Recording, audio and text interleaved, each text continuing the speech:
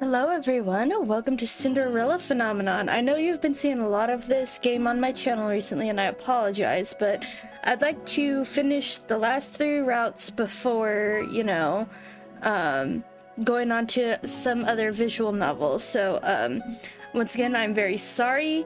I want to get all this done. Good endings and bad endings both on these last 3 people. So we've got Rumpel, Fritz, and Waltz.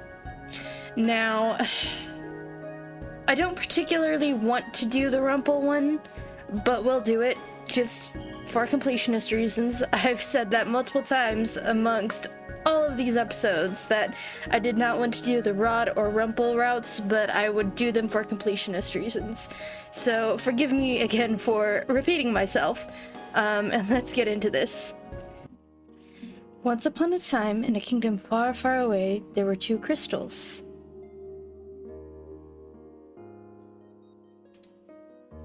One was the Crystallum Lucis, protected by the ruler of the fairies. The other was the Crystallum Tenebrum, which was watched over by the High Leader of the Witches. The Lucis was sustained by love, happiness, and joy. Tenebrum by fear, anger, and hatred. The fairies and the witches lived in harmony with the humans of the kingdom. They regulated the powers of the crystals in order to maintain balance between darkness and light. For there can be no joy without sadness, no courage without fear. The kingdom was at peace, for a time.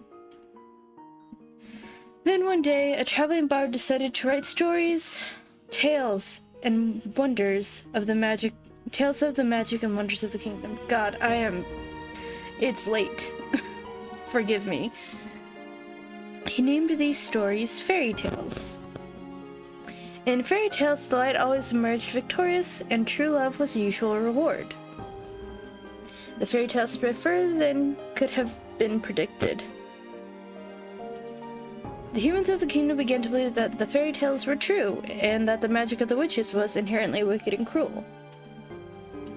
The witches became hated and feared. Eventually, they were hunted like animals. The witch hunt. The High Leader of the Witches, in all her anger, created the fairy tale curse. By the way, I don't know if it's ever... I know it mentions that our character's mother was a witch, and I think that she was the Tenebrum bearer, but I don't know if she was the High Witch. She might have been, in which case our mother also created the fairy tale curse. You think we're wicked? So be it. Just as you've taken our happily ever afters, we shall take yours. The witches used the fairy tale curse to attack humans indiscriminately, ultimately throwing the kingdom into chaos and darkness. The ruler of the fairies, the Lucis bearer, thought to regain peace. But the witches were blinded by their hatred for humans, who were responsible for the witch genocide. A terrible war, the Great War, began. Eventually, the Tenebrum bearer, the High Leader of the Witches, was finally defeated. The Tenebrum was lost, peace was restored, and light once again triumphed. But darkness can never fully disappear. It waits in the shadows, patient for when its time will inevitably return. Okay. So, can you guys guess what we're gonna name her? If you have seen the TV show, Once Upon a Time, you'll know what I'm about to type. If you haven't, well, I'd suggest watching it, but also, it's kind of a weird relationship, and there's some theories surrounding a character and the relationship because of that, and I'll leave it at that. Cora. Those of you who have watched Once Upon a Time fully understand where this is coming from. And also, Rumpelstiltskin in Once Upon a Time gets all the ladies, apparently. I don't understand, but sure. The Ice Princess. My name is Cora Riella Britton, daughter of King Gennaro Britton III. I'm the crown princess of the kingdom of Anjou. At least, that's who I used to be. But that was before yesterday, when I became a victim of the infamous fairy tale curse.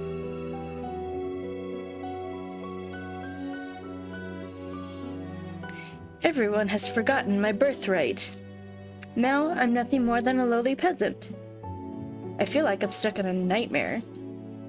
But no, this is my reality now. I still have no idea what I must do to break the curse. I close my eyes and remember that day. It had started out like any other day. Oh, my back's hurting.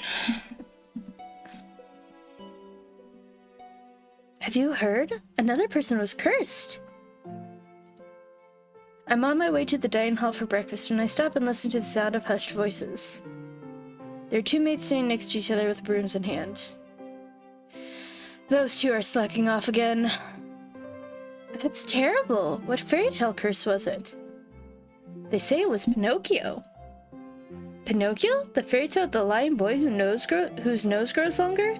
That's awful. You know, more and more people have been getting cursed lately. You think those wicked witches are up to something again? I thought the fairy tale curses would stop after you-know-who was defeated. You two are hired to work, not talk. We're sorry, Your Highness. As can only be expected from the likes of them. Another fairy tale curse. The fairy tale curse started spreading even before the Great War began. I do not have much interest in its effects, even now. After all, most humans probably deserve to get cursed. The victims are weak. It's funny if she says this and then acts like she doesn't deserve to be cursed. Like, bitch. Come on. Really? Really? Okay. Jill would be better off without the dead weight. If it were up to Mother, the curse would have been banished from Anjou the instant they fell prey to it. But Mother is not here anymore. And she will not come back. Ever. Princess, the king and queen are waiting in the dining hall. I'm on my way. The king, Ophelia, and Rod are all present in the dining hall. Someone is conspicuously missing, but I ignore their absence. Good morning, Cora. Good morning, Your Majesty. Good morning, Cora. Cora. Ophelia. Ophelia Widensov. Every day I wonder why my father, the king, married a lowly baker. Well, we went through Rod's route and we know why. She could never be a true queen, for she pales in comparison to Mother. I take my seat next to the king and look up at the person sitting opposite me.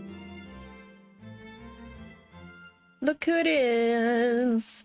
Rod Benedict Widensov, my stepbrother, bored and quiet as usual. He's 2 years my junior and is the younger of Ophelia's children. He is mute and uses a plush bunny to voice his thoughts. It was apparently given to him by a fairy. He minds his own business and is easy to deal with. But his older sister... My eyes go to the empty seat beside him. She's probably the most infuriating person I have ever had the displeasure of knowing. I'm so sorry I'm late. I was reading and forgot the time. And here she is. Good morning, dear father, Mother. Good morning, Rod. And good morning to you too, Cora. It's a beautiful morning, isn't it? Emily Widensov, Rod's elder sister and my stepsister. She acts as if we're blood, as if she too were born a princess. As if she could be crowned princess, perhaps steal my place. I will never let that happen. Now that everyone is here, let us begin. Butlers glide inside with silver trays to carefully serve us breakfast. So, Emmeline, you were reading the fairy tale books the king brought you? Oh yes, there's so many and they're all so wonderful. Thank you so much, Father. I'm happy you like them. I love them.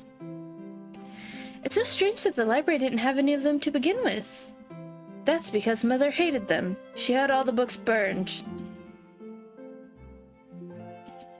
But why? They're such charming stories. Fairy tales mislead humans into believing they can have things they don't deserve. Fame, riches, love, happily ever afters. And when their wishes do not come to fruition exactly as they want them to, the humans blame the witches for granting them in the first place. What are you implying about witches, Cora? The atmosphere shifts, the air in the room growing heavy. I continue to eat. Perhaps witches are not responsible for the evil in this world. Perhaps humans are the cause of their own downfall. Have you any idea what you're talking about, child? Witches have caused nothing but pain and suffering to this kingdom, including your mother. Even now, they still spread the fairy tale curse to our innocent subjects. The truth is, I know very little about the time the witches had free reign over Anjil. I was very young then, and Mother forbade me to leave the palace, sometimes even my room. I know nothing of the people's supposed pain and suffering. Mother kept me away from everyone. And so, I cannot bring myself to care. How do you know the cursed are innocent? Our people have been toiling away day and night to rebuild Anjil after the Great War. Our people are the kingdom's foundation, and I am endlessly grateful for their determination and resolve. Every day I wonder what your mother taught you about. Leave Mother out of this. Dear, please. Cora, darling, your father didn't mean to... I am not one of your children, Ophelia. I do not need your sympathy. Cora, you will show your mother respect. She's not my mother. I set down my fork and knife and stand up. I'm done. Excuse me. My father and I have never got along, but our relationship has significantly worsened since he married the baker. My father, the king. It's been 17 years and I've never felt any love from him. He treats Emmeline and Rod, who only entered our life a year ago, like his own children. Better than he's ever treated me. This has been my life ever since Mother passed away 4 years ago. Mother was the only one that was there for me when no one else was. If it wasn't for the accident during the Great War, she would still be here. It wasn't an accident, honey. It was not an accident. Why the sour face so early in the morning, princess? I swear to God, I think Fritz is Varg. Come on. Come on. Let me guess, it's the king, queen, or Princess Emmeline. Or is it all of them? I ignore his question. Fritz, what are you doing here so early? I'm running some errands for my father. Fritz Gerald Aidan Leverton, son of the highest knight of the Order of Caldera. His father, Sir Alcester, has served the royal family for many years. Sir Alcester is one of the king's most trusted advisors. Well, he shouldn't be trusted. 3 years ago, Fritz was assigned the honor of becoming my personal knight. His presence is the only company I can tolerate nowadays. You should wait in the throne room, then. Thank you. Princess? Yes? You know, I haven't seen you smile once since I met you. Why is that of any importance? Still, I do hope to see you smile one day, Princess. Well, I won't take up more of your time. I'll see you at 10. 10? Don't tell me you forgot. Forgot what? You're going to town today, remember? I deflate as the realization dawns upon me. It's been 2 days since the king issued the order. Oh my goodness, I'm sorry. I keep yawning. Cora, I'd like you to accompany Emmeline on one of her town outings. Surely you could send maids with her instead. I would not have requested you to accompany her if I was going to send her with maids.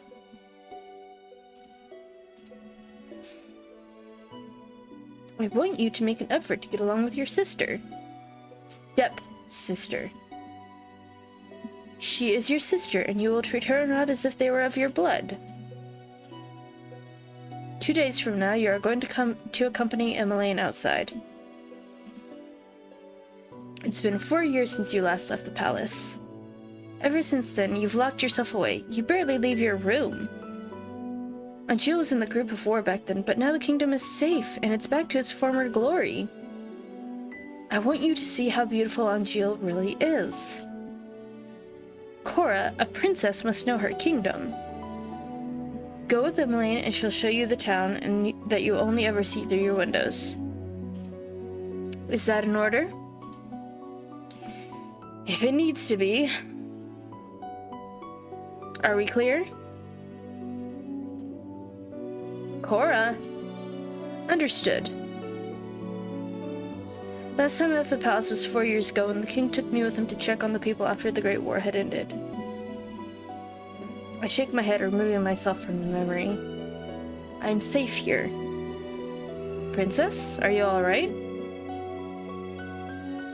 It won't be that bad. The townsfolk are good people. Ugh. Sorry. How can you be so sure? Times have changed. People change. That's precisely the problem. Mother never changed. Mother loved me until the end. Except she didn't. But we already know that from the other 2 routes.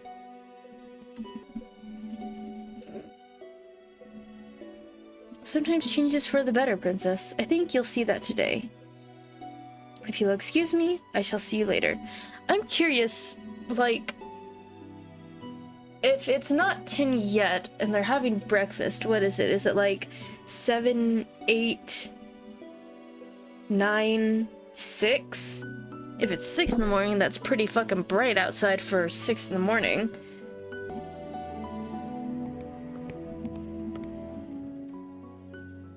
Delora, do you think witches are capable of bringing back the dead? I mean, I wonder why she never asked her that when she becomes human. Thoughts. I wish you could talk to me, you and the others. My dolls are my only friends. They're the only ones I can trust. Unlike humans, they'll never betray me. They'll never hurt me, they'll always be there for me. The moment I saw Delora, I knew she was special. She was different, so elegant and realistic. It was almost as if she was breathing. She was a gift from the king on my 17th birthday. Also, when we get to the part where she's singing Twinkle Twinkle Little Star, I'm not gonna sing it again. I have sung it in the caramel route, I have sung it in the broad route, I'm not singing it again. I only started receiving dolls from him when Mother passed away. Mother does not believe in birthday celebrations, but every year at midnight a letter would appear under my door. It would contain instructions leading me through the palace on an adventure to a room filled with gifts, cakes, and sweets. A child's dream. I'd been fascinated by the dolls, which had always held a little greeting card. A card with the words, "I love you" on it, signed by M. The card would tell me to keep those celebrations a special secret, but I didn't need to be told that. Mother always found a way to show me she still cared. In her own way. The secret celebrations had stopped as soon as she disappeared. Except she didn't disappear, she got killed. Yes. Excuse me, Your Highness, the king has requested your presence. This better not be another lecture. Tell him I'm on my way. I'll see you later, Delora. Oh. Good morning, Your Highness. Sir Mithros, the royal advisor. Father trusts him a great deal, just like he does Sir Alcaster. Every day you look more and more like your mother. I sometimes find Sir Mithros talking to Mother's portrait when he thinks no one's looking. He must have admired her a lot, but I can't bring myself to think highly of him. There's something about him that puts me on edge, because he's a witch. Are you on your way to see the king? I shall not keep you, then. Until our next meeting, dear princess. Your Majesty? Cora, are you ready? You will enjoy this, Cora. I heard the toy shop has lovely dolls. This will be good for you. You'll get to know your sister better, and you'll be able to interact with and learn about the people of Anjil, about our subjects. I will not learn anything I do not already know. Why do you always believe that the people around you are incapable of good? Because I've seen how quickly people will betray and manipulate each other to get what they want. Like your mother? Mother warned me about human nature. Ironically enough, she was manipulating you to get the results she desired. You do not see clearly, Cora. If you'd only open your eyes, you'd be able to see how good people really are. I believe I'm already quite capable of seeing the true nature of people. After all, I've seen there's no good in you. Cora, where were you when I needed you 4 years ago? Where have you been ever since? Back then, I'd been overflowing with grief and pain. I'd just lost Mother, my entire world. I hoped that maybe then he would have shown me some love and compassion. Even just a hug to let me know someone was there. It had been a childish hope. I'd been left alone. I didn't see him for months, had barely even heard his voice. You cannot rely on anyone but yourself. You cannot trust anyone but yourself. This is what you've taught me, Your Majesty. I know that I've hurt you, and I know there's nothing I can do to atone for what I did. But please, Ophelia and her children are not part of that. They do not deserve to be hated. In the end, they still matter more to him than I ever did. Cora, enough. I already said I would go. Everyone's waiting outside. I shudder at the thought of leaving the palace after so many years. Cora, it'll be okay. How can you be so sure? Thank you for agreeing to accompany Emmeline. I would not disobey an order from the king. Excuse me.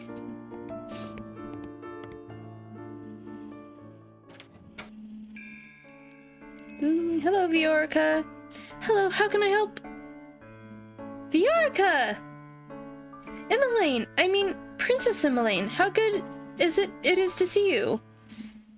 I trail Emmeline, ignoring her as she embraces her friend. I glance around the small shop. The dolls displayed are nowhere near the quality of the ones in my room. But they're still fucking dolls. Is that, their version of Mickey Mouse down there? That's funny. I cannot understand why Emmeline insisted she buy gifts for her friends here. I cannot believe I'm outside the palace. There's no need to be so tense, Princess. I'd never let anything happen to you. Your only job is to relax and enjoy yourself. You ask the impossible of me. There's no need to be formal, Viorica. I'm still the same as I was. Oh, yes, Rod's come along as well. It's been a while, Viorica. It's good to see you again too, Rod. And I must introduce you to Her Highness, the Crown Princess Cora. The look on Viorica's face as she takes a step back from me is all too familiar. Fear. My apologies for being so rude, Your Highness. Good morning.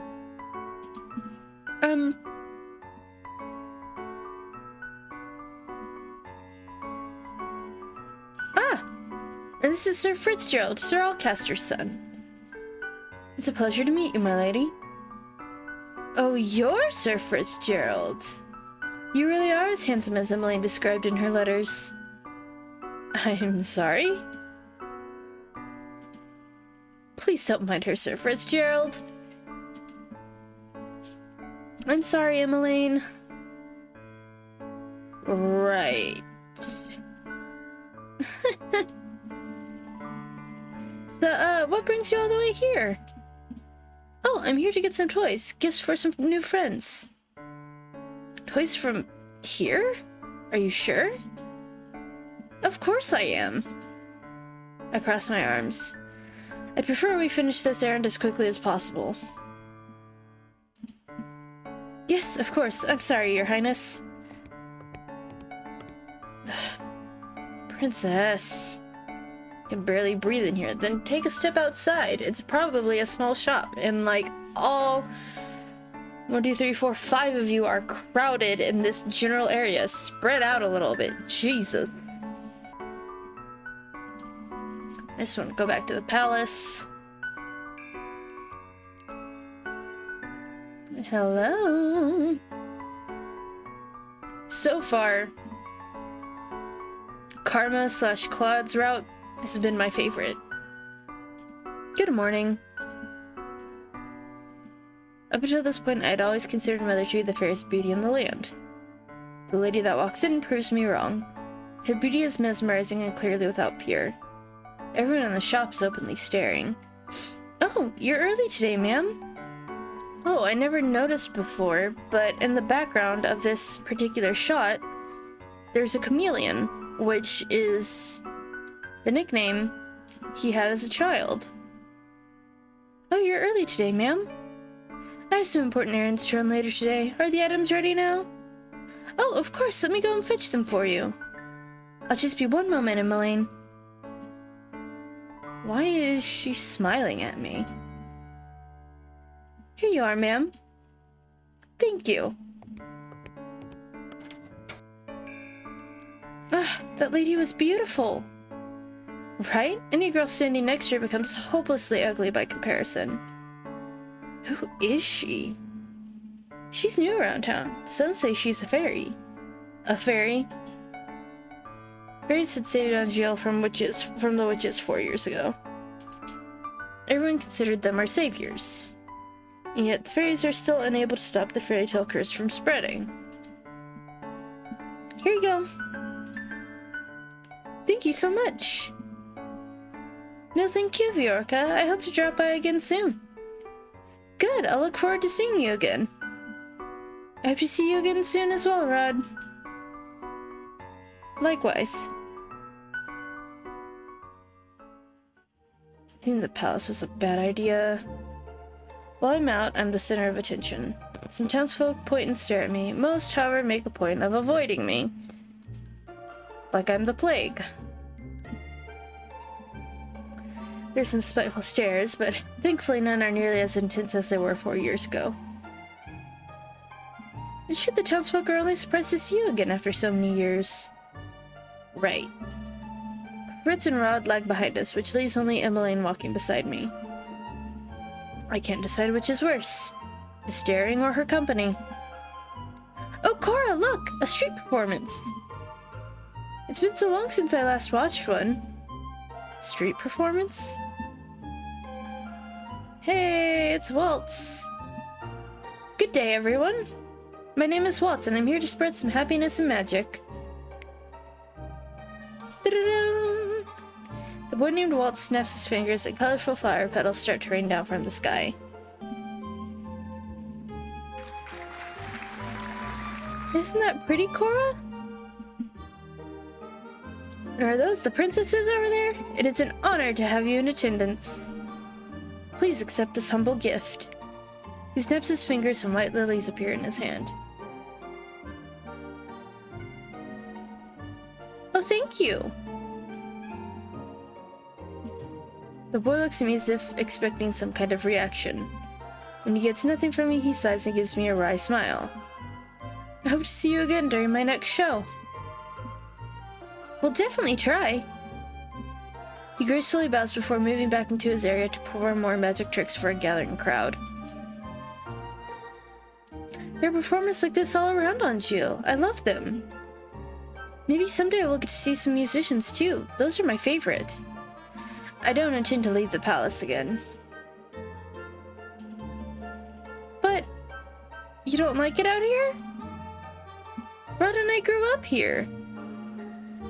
I love Anjil, and this is my favorite part of the kingdom. I wanted to share this with you, Cora. I know you didn't really want to come, but you still tagged along. That means a lot to me, so thank you. I didn't do this for you. I'm only here because the king ordered me to go with you. I mean, that's not strictly true, but sure.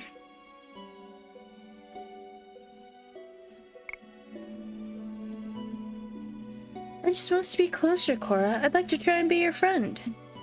I do not want nor need your friendship. No matter how you act around me, we are not and will never be sisters.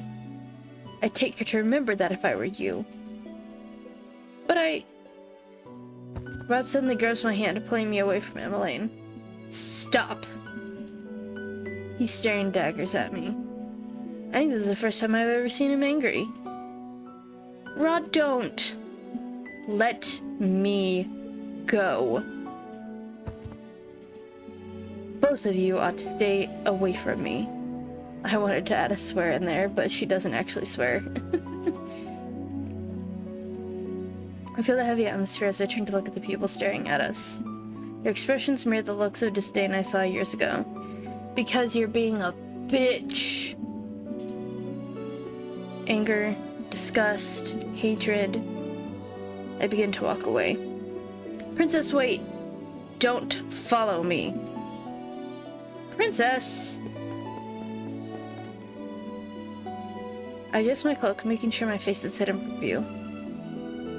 I never should have left the palace. As I walk around, I watch the people bumbling down the street. So carefree. They work so hard for so little reward. They could work their entire lives and never have a fraction of what I have. And yet, they're happy. And you are not. I heard Anise lost her job at the palace. It's true. Crown Princess Cora made sure the poor girl was fired. I stopped in my tracks at the mention of my name. Not again. Anise? Was that the name of that one maid that tore Dolores' dress? If so, my decision to fire her was justified. No, it wasn't. A palace maid cannot be clumsy. Why should I tolerate poor performance? What did I do that was so wrong? I know that Anise, hardworking and big-hearted, very good with medicine. Shame she lost her job so quickly. You know how hard the crown princess is to please. My friend at the palace says she doesn't even smile, only goes around with that cold look on her face. That's probably why they call her Ice Princess. Ice Princess? So all those times I heard servants saying that? I'd always suspected they were talking about me. She's the complete opposite of our Princess Emmeline. That child's an angel. We all know she should be crown princess. Annoyance begins to simmer inside me. I cannot stand hearing anymore, so I walk away. Ever since Emmeline entered my life, I'm always being compared to her. And now I've become second best. I am Cora Riella Britton, daughter of King Gennaro Britton III and the crown princess of the Kingdom of Anjil. I am of royal blood. She's nothing. There you are. Princess, you must come back with me. It's getting too late for you to remain outside. Princess? Are you alright? Are you hurt? I brush him off and turn away. No need to fuss. Let's return to the palace.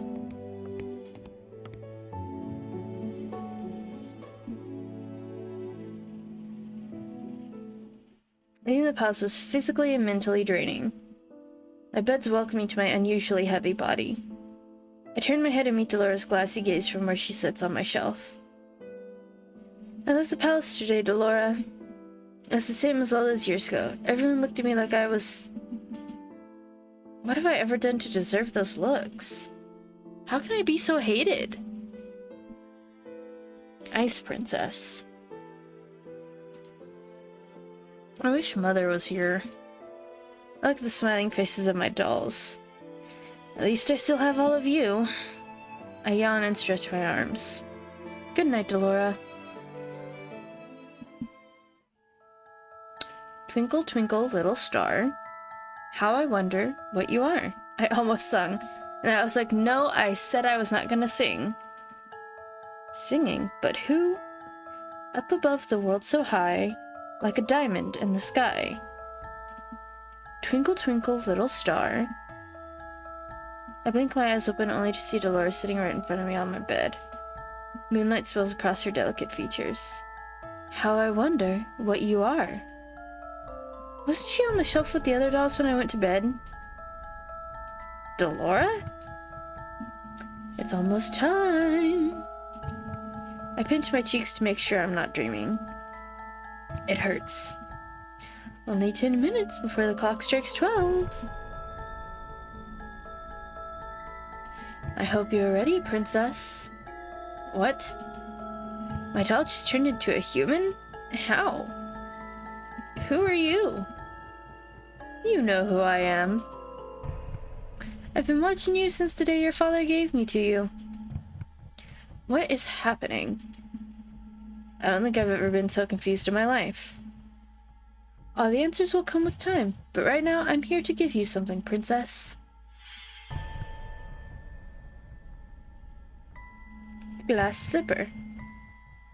Is this Cinderella's very own glass slipper? It's beautiful, too beautiful. Then a realization begins to dawn upon me. You're a witch! Smart girl. I knew you'd figure that out eventually. Now it's time to say goodbye to your precious crown. What?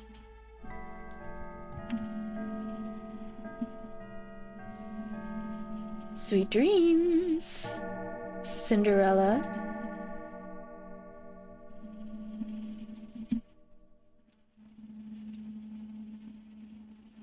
Hey! Wake up, girl! Huh? Where? Oh, my head. You have some nerve sleeping in front of my shop. Leave before a customer sees you. I was in my room. How am I here? Did you not hear what I said, you filthy child? Filthy? You'd speak to your crown princess in such a manner? If you're the crown princess, then I'm the queen. You must have been knocked on the head real hard to have such grand illusions. I am not delusional. I am Cora Riella Britton, blood daughter of King Gennaro Britton III and the crown princess of Anjou. Right. The king never had a daughter with that witch. Is she referring to Mother? Witch? Don't pretend to be stupid, girl. I can only stare at her, puzzled. Our good king only has stepchildren, Princess Emmeline and Prince Rod. And you are most definitely neither of them. What? Now get gone before you go spouting your crazy gibberish at my customers and scare them away. With a huff, she leaves me to my own rapidly turning thoughts. I quickly realize I'm wearing tattered clothes and that I do not have shoes on. No, no, no, no. This cannot be happening. Something shines against my chest and I reach up to grab it. It all floods back. Delora being a witch, Cinderella's glass slipper. This is not a dream.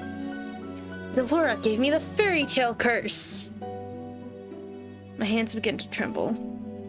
I must return to the palace to speak with the king. Let me in! Sorry, girl, but this place is off limits to uninvited guests. You don't understand. I'm Crown Princess Cora Riella Britton. I must speak with my father.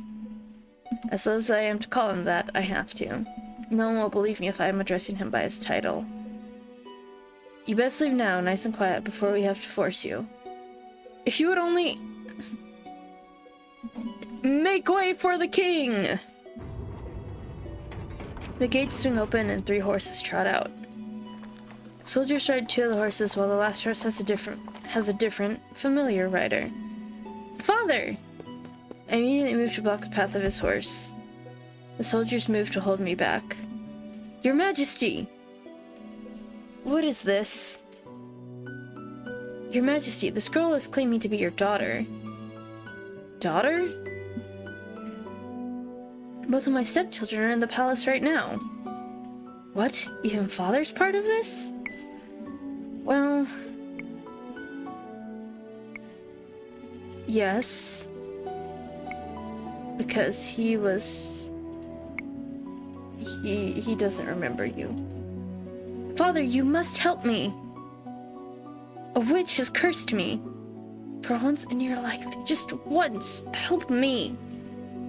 You must believe me. Tell Excuse me. Tell me, where's your family, child? Why are you all alone? He looks at me with pity in his eyes. He's looking at me more kindly as a peasant than he ever did when I was the crown princess, and his daughter. I recoil. You must be hungry. Here, take this. This should feed you and your family for a day or two.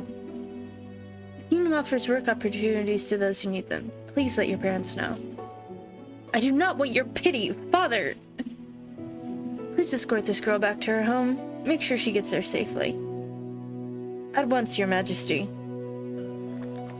I watch as my father and his 2 guards ride away on their horses, leaving me to stand in their dust. He left me alone. Again. Where's your home, girl? There's nowhere left for me to go. Father's forgotten me. Leave me. Now, look here, our orders were to... leave me alone. Suit yourself. Can't say we didn't try. Don't cause any more scenes, little girl.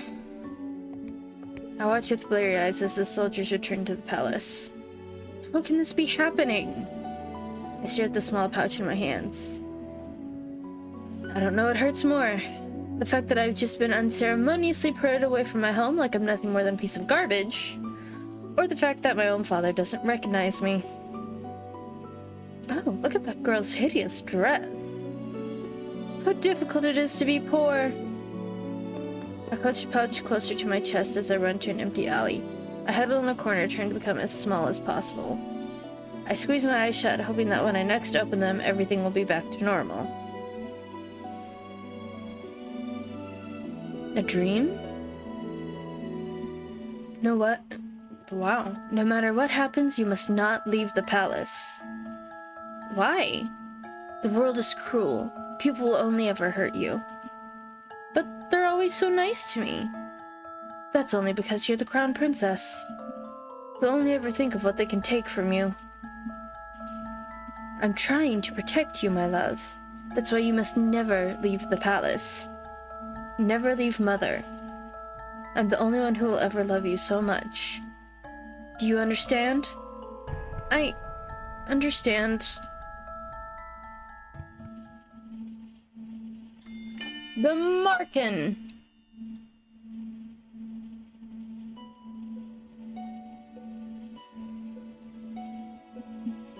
When I open my eyes, I'm still on the streets. I must have fallen asleep.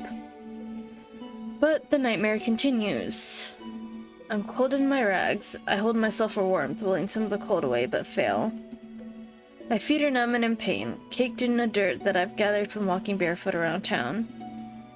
Well, there's a frightful sight. Baker probably thought she could try her luck with the nobility that live around here. Ugh, just look at how ragged she looks. What are you looking at? At 2 women who lack the basic manners of a noble upbringing. Silence, girl. Do you know who you're talking to? No, and I don't care. What nerve. Let's just go. There's no reason to stoop to a commoner's level. I'll remember you, and once I break this curse, I'll make you regret your words. I become acutely aware of the fact that I've not eaten anything for almost a day. Damn. I could never. I've been sitting here thinking on the new mess that's my life. But moping around will not break my curse. Crying will not help either. I should find that witch first, but how? I have no idea where she is. Laura, I swear I'll make you regret doing this to me. When I find you, I'll find food first. Is this all the king thinks I'm worth? Leave, girl. A dirty peasant like you has no place in this restaurant. But why? I can pay. Find another place. You're scaring away my customers. Am I not a customer? Shoot, there's nothing for you here.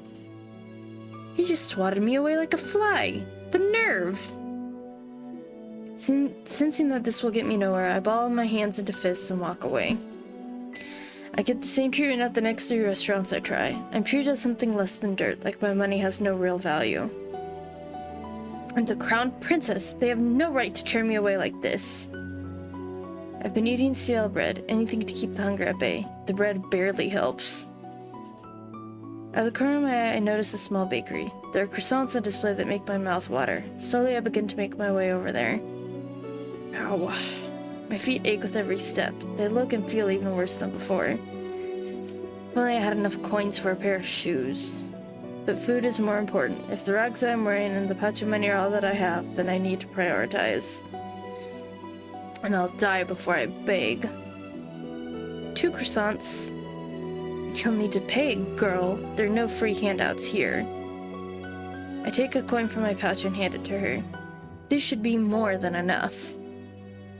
The shop owner stares at the coin before reluctantly taking it. She hands me 2 croissants in a paper bag.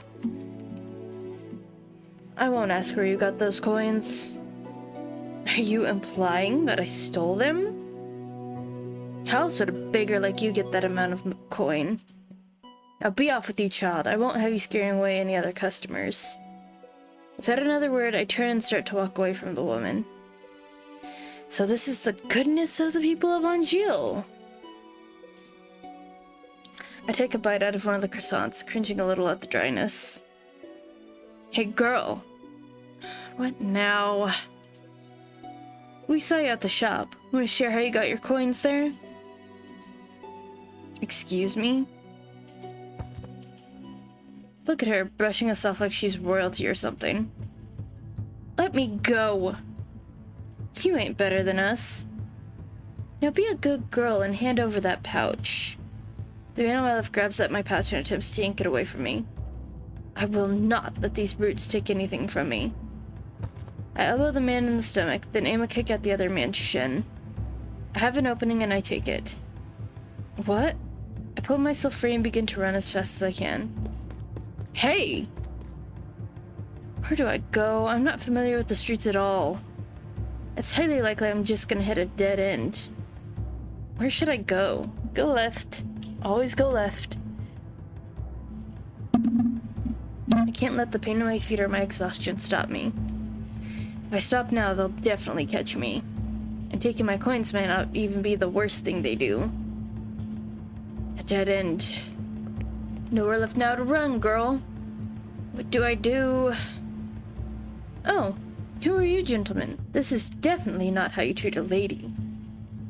Huh? Who's there? A shadow looms above us. Before I can blink, the person has jumped down in front of me. His body acts as a barrier between the 2 men and me. Hello? Who are you? Oh, me. Just a passing gentleman concerned about a damsel in distress. He turns to the men, his expression calm, his eyes flashing dangerously. Now, shall I teach you gentlemen a lesson? He's got a sword. What? Come back here, you coward. The 2 of us can take him. I think your friend has the right idea. I'm not the type to show mercy. This is way too much trouble for a little gold. Are you alright, my lady? You found her! The boy from yesterday? A little slow, aren't you, kid? Don't call me that. These 2 know each other? I don't even know what's going on anymore. feel ill. My head's pounding and my feet feel simultaneously like they're frozen and on fire. My stomach rumbles, the hunger coming back with a vengeance. My body feels light. Princess! Princess? Lady Parfait will be able to help her. You're right, we need to move now before anyone else sees us. Why am I so close? I'm like, look at, like, I don't need to be that fucking close, Jesus. Yeah. Hang in there, princess. Everything's fading. A dream? What is that in your hands, Cora? It was hurt. I just wanted to help it, but it died. It's all my fault. It's not your fault, my love. It died because it was weak. But this is the world, Cora. Only the strong survive. The weak get cast aside to die. You are not weak. You are strong, my crown princess, and you do not cry. Now wipe your tears.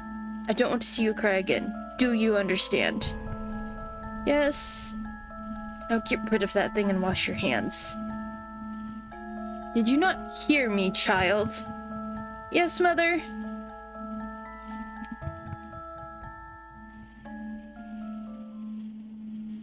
Oh, you're awake. Where am I? Well... This isn't my room. My hand flies to my chest where the little glass slipper hangs from my neck. Still here. Are you okay, miss? This girl, it's the maid that tore Dolores' dress. The one I fired for her clumsiness. Miss? I think I'd meet her again like this. Leave me alone. Right, of course. Here's some salve I made for you. It'll help with the pain. Now what? Haven't thought it all, have you, Ice Princess? You. Suddenly, there she is. Dolores stands before me with a snide smile, looking happy with herself. She's the cause of everything I've been through. All the pain, heartache, and hunger. It's her fault. I try to stand thinking to give the poor witch a piece of my mind, but as soon as my feet touch the floor, pain shoots up my legs. I end up falling back onto the bed. Ow. You should be more grateful to the girl you just scared away. She's been taking care of you for the past 2 days. 2 days? I've been passed out for 2 days? I'm suddenly vibrating with anger. Remove the curse. Now. Do you think you can just command me to remove the curse in your best princess voice? What do you want? Gold? What I want is worth more than all the gold you could summon in Angeal, princess. Besides, haven't you read your fairy tales? The caster can't take the curse back. You need to focus on breaking the curse yourself if you want your life back. Mother burned the books before I could read more than 1 or 2 of them. I don't think either involved curses, just genies and trading away your voice for legs. See, that's something I don't get, right? Like, in the Rod route, she says she's never read The Little Mermaid, but here, it mentions that she definitely read Little Mermaid, or at least part of it. Ah, it's good to see you're awake, princess. Parfait, should you really be up and about? Don't fuss, I'm feeling much better. Are you a witch as well? Oh no, my name's Parfait and I'm a fairy. A witch and a fairy in one room, being friendly with one another? Impossible. Oh, look at her face! You weren't expecting that at all, were you, princess? What is going on? I'm sure you have many questions, princess. How do you know I'm the princess? Don't be silly, she's a fairy, of course she knows. I promise we'll do our best to answer your questions. I don't even know where to start. What do you like to know? I did this all in the first one, so I have no questions. 3 good deeds and I get my life back. Easier said than done. You said Cinderella, didn't you? Did she just go to a ball and find a prince? What does being good have to do with that? Going to a ball, finding a prince, it's all so old-fashioned. No fun in that. Cinderella is a girl with a pure heart. She's always going to help others, even when they're cruel to her. Anyway, I've brought some clothes for you. I'll leave them on the table. We'll be waiting outside. There's some people I'd like you to meet.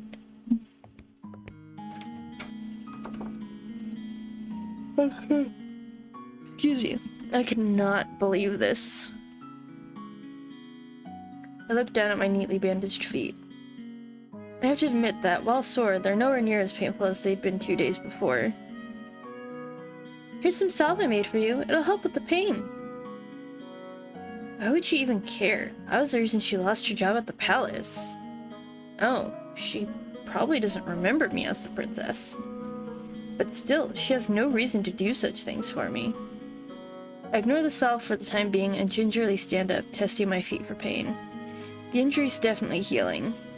I slowly walk over to the table and change into the clothes that have been left there. The dress is nowhere near as luxurious as the ones I wear in the palace, but it's still far improved from my rags. All my life, I've never had to lift a finger.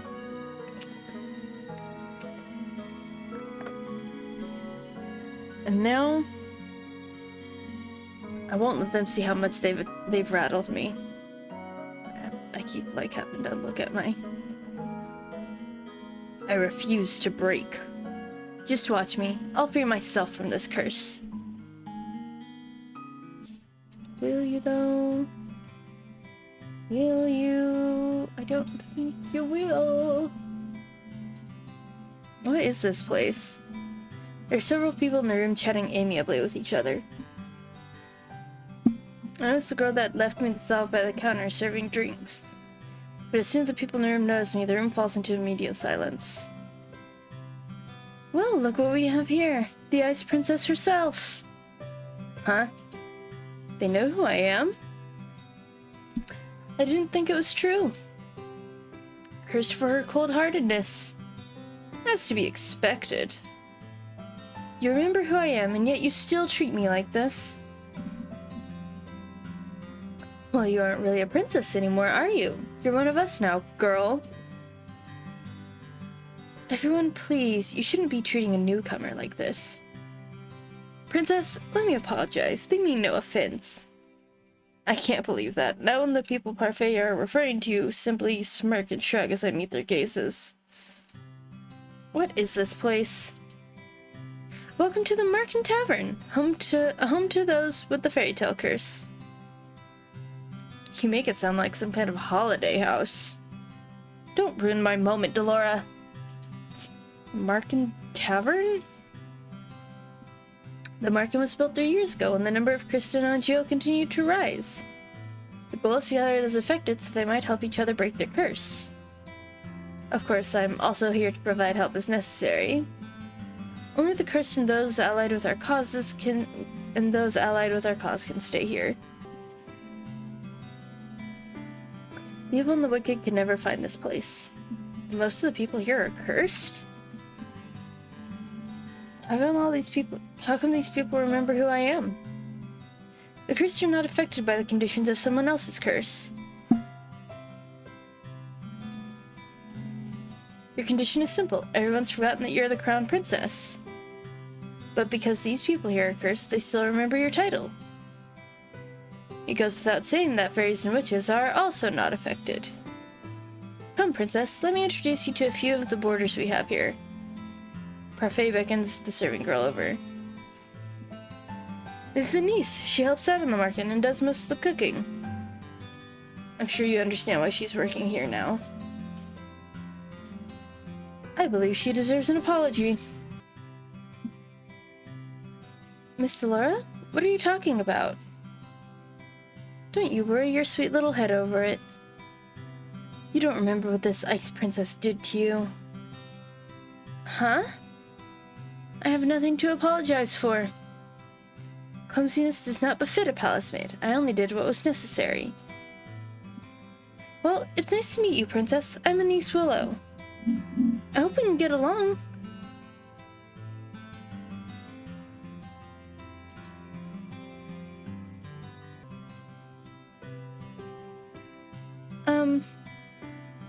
Really? This is how you're gonna start doing good? I don't believe I asked your opinion. Please, you two, no fighting. I hold my tongue as Parfait leads me to two people whose faces are incredibly familiar. They're faces I've seen in the palace before. This is Jurian Valiente and Garland Belrot. How did you know? Both of you were in the Order of Caldera. That's right. They were two of Sir Alcaster's best knights. It was a big surprise when they both left a year ago. I only found out recently it was because they acted against Sir Alcaster's orders. They were stripped of their titles and dishonorably discharged from service. What are you two doing here? We help the fairies.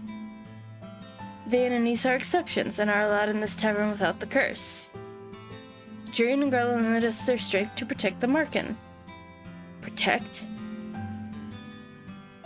From the witches. They do anything to make sure their curses remain unbroken. And what about you?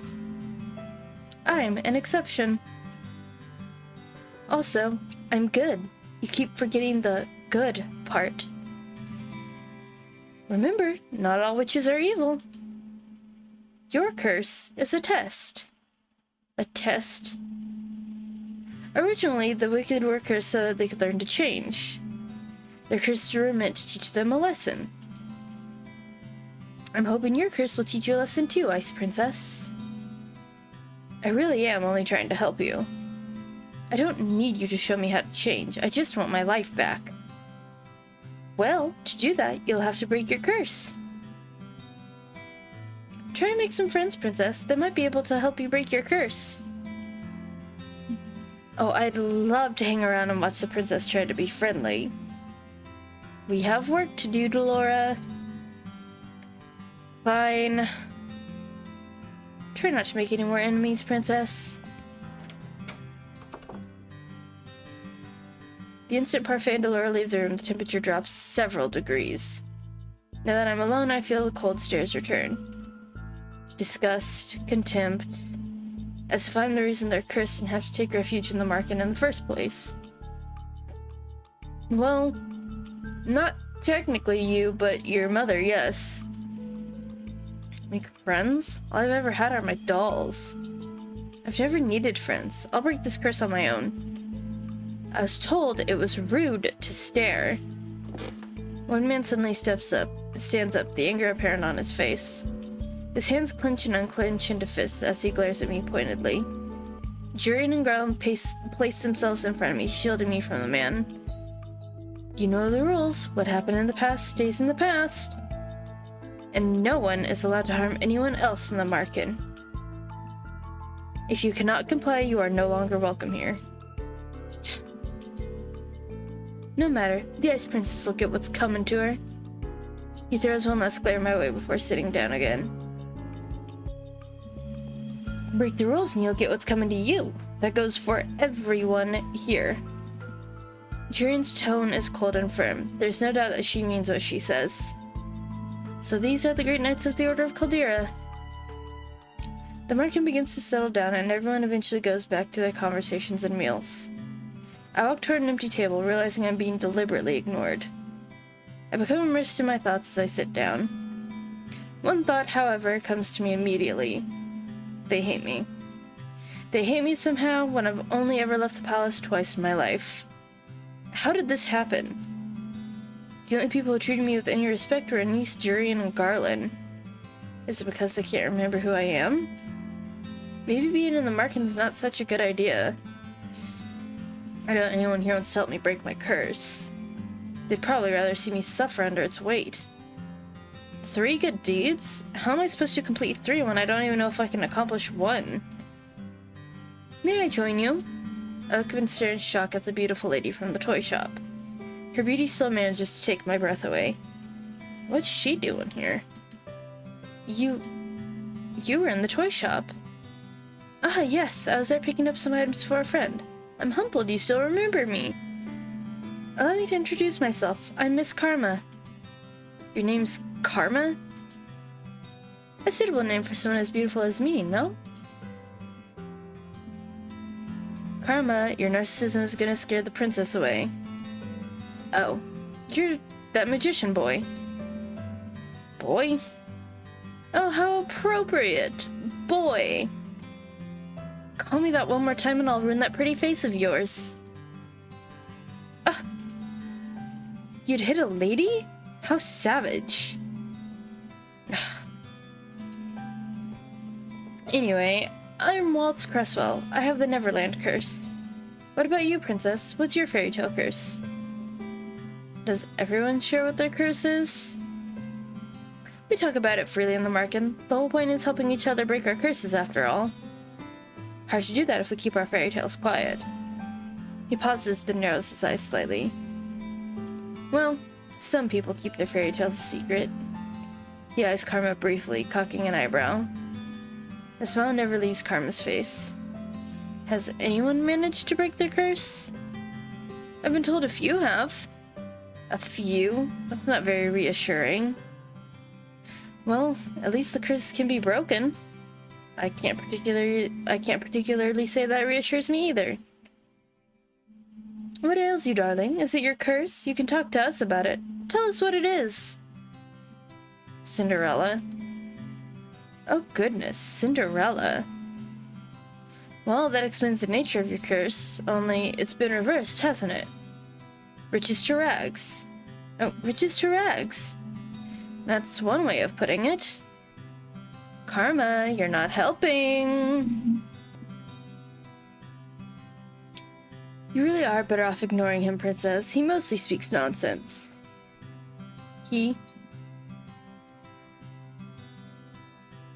Princess? Buffet's voice takes me by surprise. I hadn't even noticed her entering the room yet again. May I speak with you? I'd like you to meet someone, though I'm sure you already know him quite well. Rod? So you really are cursed. I was the one that gave Sebi to Rod so that he still had some way to voice his opinions. Sebi? Short for Sebastian. Cute, isn't it? It's nice to meet you, princess. Sebi's voice changes when it greets me. The tone it uses is lower whenever it speaks for Rod. Perhaps that's what Rod's voice actually sounds like. Wait, if he remembers me, does that mean... Wait, hold on, that wording is weird. The tone it uses is lower whenever it speaks for Rod. Perhaps that's what Rod's voice actually sounds like.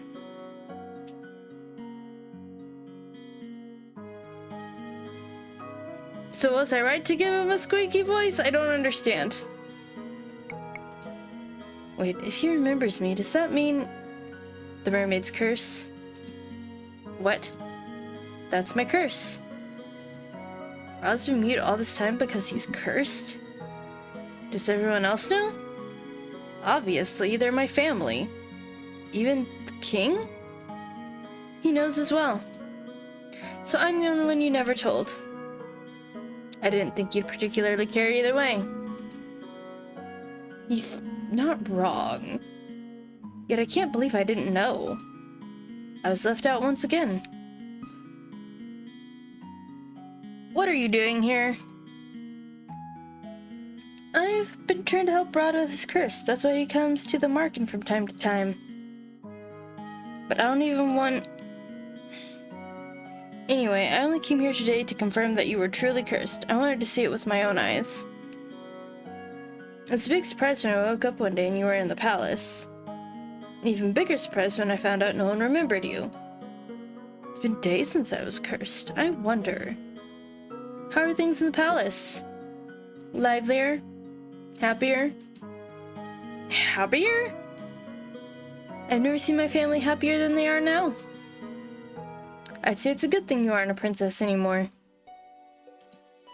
I'd always thought Rod didn't really care about me regardless, but this is the truth? Says this is correct. You hate me. You have no right to start acting the victim now. Not when you treat my family with such disrespect. He's got a point. The only reason I didn't say anything before is because Emmeline didn't want me to. I'm happier too now that you're gone. I don't have to pretend to like you anymore. I'm gonna return to the palace now. I'm gone and they're all happier. Your very existence has been erased in the palace. They've never known you. That doesn't mean they're happy without you. Even the king. What did I expect? Why did you bring me here? The people in Marken, I shouldn't have left you alone in there. I'm sorry. You knew how they felt about me. What have I ever done to them? Now isn't the right time to explain. When will it ever be the right time? Oh, buddy. So many things have already happened to you. I need you to be patient, Cora. Has the prince already left? Yes, he has. Princess, we'll talk about this later. For now, you must focus on breaking your curse. Did I miss something? No. Right. Maybe the fairy's right. I don't think I'm ready to find out how I made so many people hate me. Well, Parfait, I think it's time we get down to business. What should we do with her? What are you talking about now? You, of course. You've got nowhere to go, right? She is right. I think back to the days I spent on the streets and shiver. I'll do anything as long as I don't have to go back there. The princess can stay at the market with me and the rest of my boarders. I'd almost forgotten what hope felt like. But you'll have to work in exchange for a room. I celebrated too soon. What? Magic has its limitations, just like anything else. Money doesn't appear out of thin air, not even for a fairy. The market doesn't attract many customers since only the cursed and a few others can enter. I sell my potions here and there, but I have several hungry mouths to feed and my funds are tight. I thought fairies lived in luxury. Parfait, are you broke? Ouch, even the Ice Princess could tell. And yet you still take people in? That's always been how Parfait operates. She's good-natured to a fault.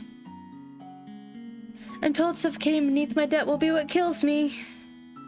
Why don't you just leave? I assume you make enough to take care of yourself.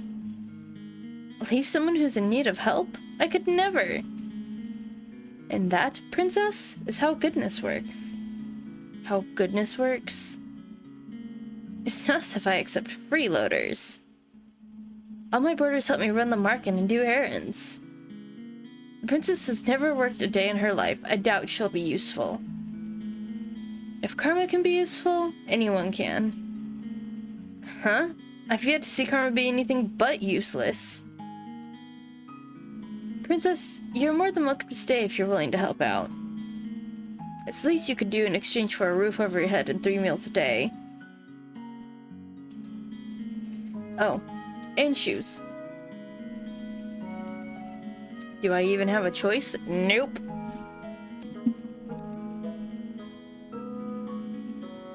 I toss and turn in bed, unable to fall asleep. The mattress is hard and the sheets are itchy, nothing at all like the bed I had in the palace. What I would give for my old bed again, for any of the comforts of home. I miss my dolls. Lady Parfait! Lady Parfait! I sit up immediately. What is going on? I leave my room to investigate. Some of the other Marken boarders, Waltz, Jurian, and Garland are sitting on the settee looking anxious. What's happening? Sorry, did we wake you? No, but the noises Garland was making would have woken the dead. Jurian and I found an injured man while we were doing our rounds. We brought him here. An injured man? Wait, what were you doing outside? It's almost 1 in the morning. Nothing you need to worry about. Lady Parfait and Anise are tending to the man now. These people, will they just help anyone they find on the streets? What if this man's dangerous? Do you think the witches got to him? It's possible. We'll have to find out when he wakes up. The next day, Parfait reveals that the man only suffered minor head injuries. She said that she expects him to wake soon. I look at the tray of food in my hands. Anise has asked me to bring it up to the stranger's room while she finishes the rest of her cooking. I would have never been asked to do this at the palace. Goodness, what's that poor tray done to you to deserve that look? I must say that it's odd to see the princess doing something nice for someone. What do you want? I have something to ask the man that was brought in last night. Seeing as you're being good enough to deliver breakfast, I thought I'd just tag along with you. If you're going, just take the tray up yourself. You're not in any position to delegate your duties to me, Miss Cora. Come on, our guest must be famished. Seeing no way out, I followed Delora to the spare room the man had been put in. Come in.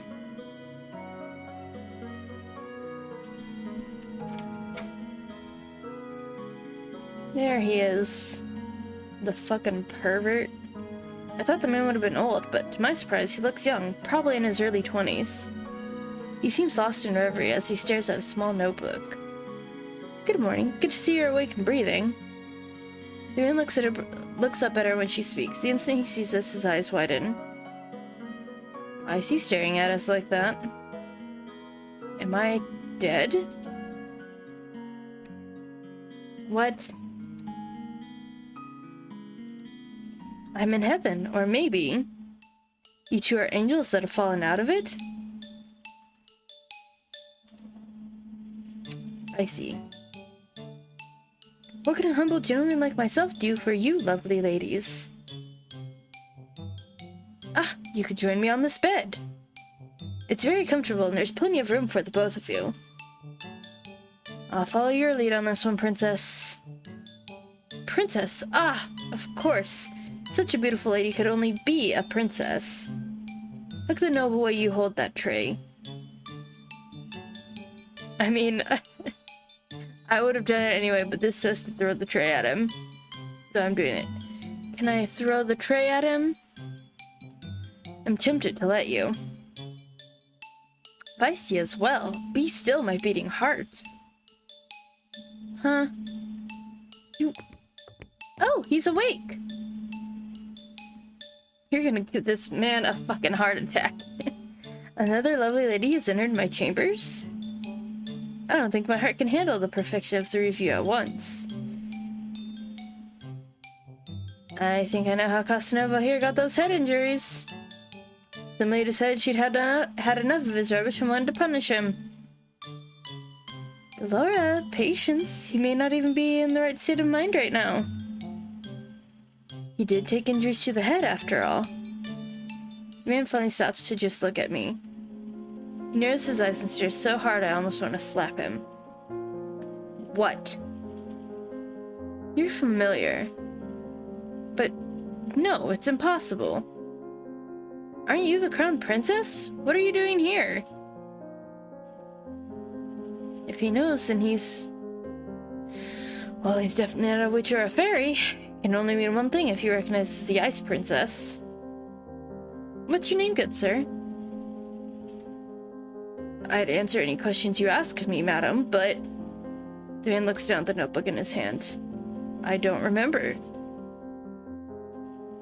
Amnesia? I know everything about Angile, and yet I don't know the first thing about myself. Except I have the Rumpelstiltskin curse. Rumpelstiltskin? Is that a fairy tale? I knew it. He's got a fairy tale curse. Fairy tale curse? Do you remember how to break it?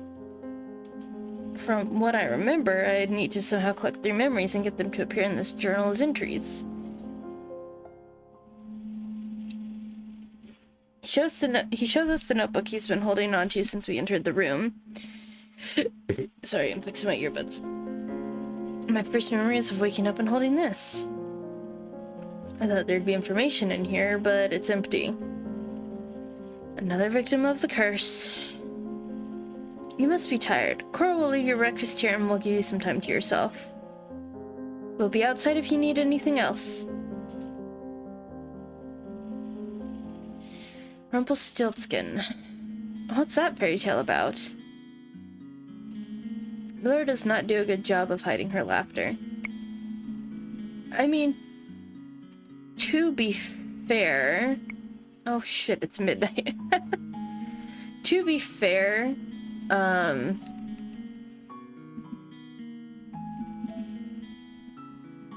don't think very many people know the Rumpelstiltskin story.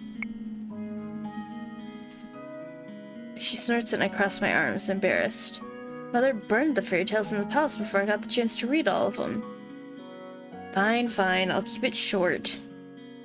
Once upon a time, there was a girl that was said to be able to spin straw into gold. The king found her and locked her up in a tower. He said he wouldn't let her out until she turned all the straw in the room to gold. But the girl was just a regular human girl. She knew she'd never be able to turn the straw into gold and feared she'd be locked up forever.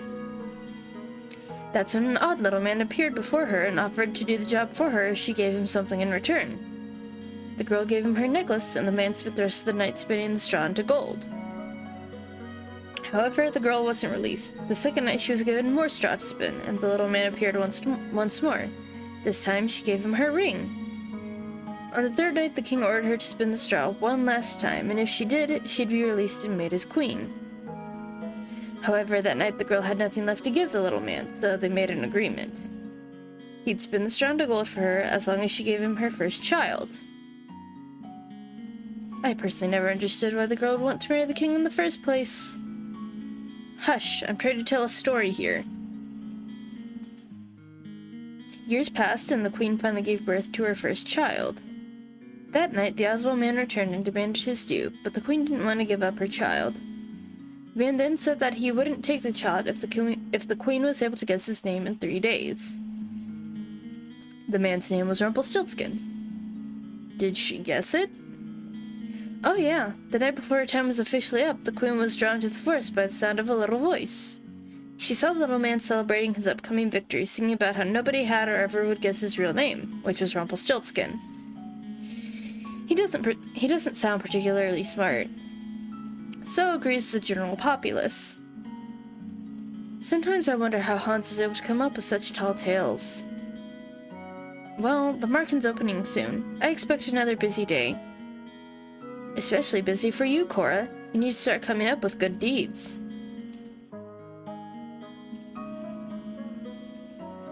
The amnesiac Casanova was allowed to stay at the Marken with the other boarders.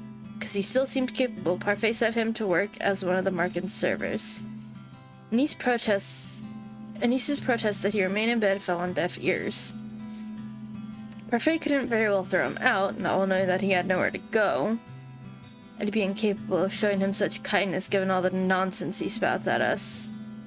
The people that frequent the Marken begin to steadily ignore me altogether. Like I don't exist. It's better than the stares and hateful looks.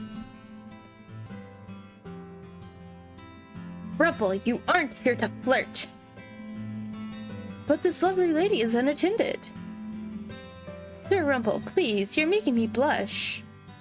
Because the man couldn't remember his name, he fashioned one from his own curse. Rumpel. I think it suits him. I'll never understand Parfait. This amorous waste of space is about as useful as karma. I've returned! Speak of the devil. Did you miss me? Herma had left abruptly yesterday, saying she had something very important to take care of. Walt's chosen after her now, carrying several boxes in his arms. Why am I carrying these? Because you made me run that errand for you at the toy shop the other day. And because gentlemen carry things for ladies. I'm gonna drop them now. Those boxes contain very important contents. Welcome home, Miss Carmen. It's nice to see you survived the trip, Waltz. Thank you, Anise. Dots. So this is our new housemate. We've not yet had the opportunity to meet.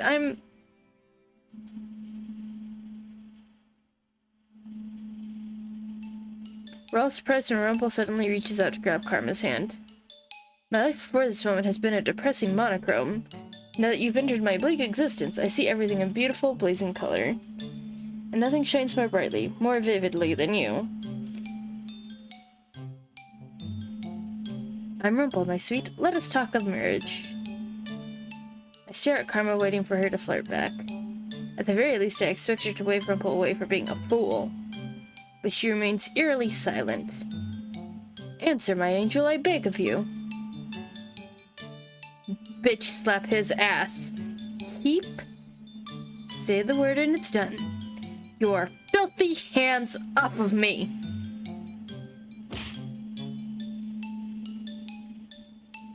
Ow. Not again. I'd never be interested in the likes of you.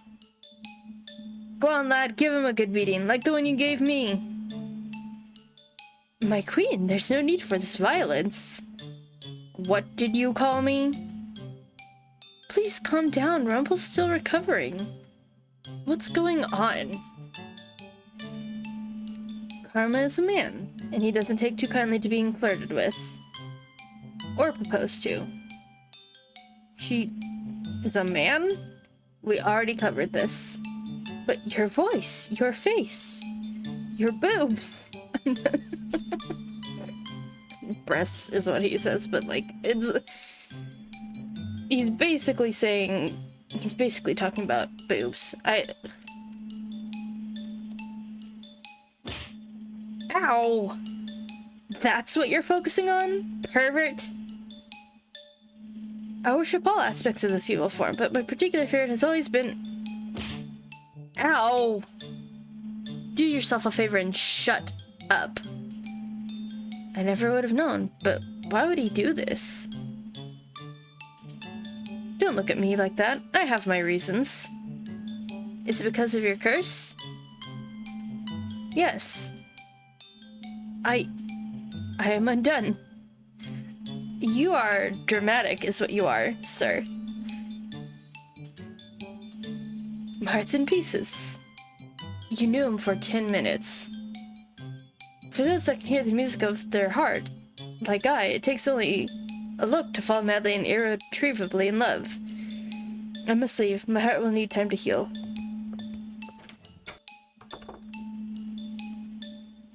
The market attracts all sorts, doesn't it? That one is entirely Parfait's fault. Alright, nothing to see here. Back to work. I'm still in shock from what I learned earlier, but we already covered this. Waltz told you already. Karma's a man? It's not fair that he's beautiful as a woman. If the female population of Angil knew the truth, Karma would be hunted down for making the rest of us pale in comparison. Nice being good, I suppose, prepared a special lunch to welcome the newest Marken boarders. We've all been invited to the private dining room. Excuse me, is Lady Parfait here? Prince Rod, perfect timing. Please, join us for lunch. I only came to talk to you, Lady Parfait. But I'm hungry and I've no wish to make you wait while I eat. Come on, join us. Please, Your Highness, I've made too much as usual. You must help us finish. Very well. A cursed princess and a cursed prince. What an eccentric collection of friends you have, Lady Parfait. I wouldn't say they were eccentric, necessarily. You're the most eccentric one here, Rumpel. Really now? I sit silently in my chair. I'm uncomfortable around so many people. Girl, same. Even when Mother was alive, I had all my meals alone, since my parents were always too busy to sit down for meals with me. The meals with Ophelia and her children were also always awkward and silent. Somehow the atmosphere here is lively and friendly, even though I barely know anyone here. Is something wrong? Excuse me? You've barely touched your food. Don't you like it? Dolores said this was one of your favorites. I need to stop leaning forward. I don't need to be that close to the fucking screen. I'm just not used to eating with company, that's all. They say that sharing the meal brings the family closer together. Garland. I apologize. Closer together, huh? So, have you made any progress on how to do those good deeds, Princess? There's no way I'm admitting I don't even know how to complete one. Oh, I forgot. You're not so good on the doing good front. You're not very helpful. Why don't you ask someone to teach you how to do good? What? Well, that's not something you hear every day. As in, take some kind of lessons? If you're having so much trouble on your own, you should ask someone to give you some advice, or teach you. It's as simple as that. What's this I hear? The princess needs advice? Well then, she's in luck. I happen to give the most excellent advice, and believe me when I say I can teach almost anything. The princess is indeed lucky, as I am available for teaching duties. No doubt I'd be the better choice, as I don't go about deceiving the world. Excuse me?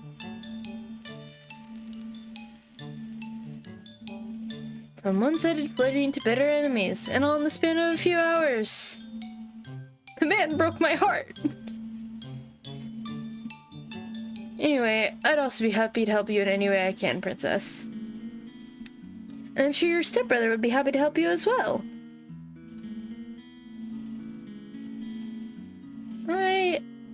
I don't think I'd make the best teacher for this sort of thing. I only teach others how to fight. Never mind the fact that Jurian herself still struggles to be good. What? You're lucky, aren't you? So many people are willing to help you. Why? Why are you all willing to help me? That's what we do at the market. We help each other. Lesson number 1. Doing good means helping whenever one can. Just let any of us know if you want our help. There's no one but yourself. You need not care about anyone but yourself. This is what Mother in the last few years have taught me. I've always been alone, and it's easier that way, and yet these strangers, these people that I've only known for a few days, are so willing to help me that when they'll gain nothing in return. Is this goodness I was meant to see, Father? How can I even begin to trust and care for others when I've forgotten how to do so? I'm slowly beginning to understand what I must do. Chapter 2, and I'm gonna end this here because it's fucking midnight. And I need to go to bed. So, we're gonna go to the main menu. Thank you guys for watching. If you enjoyed, hit the like button. If you'd like to see more, hit the subscribe button, as well as the bell icon to get notified when I post. Sharing the video would be appreciated as well.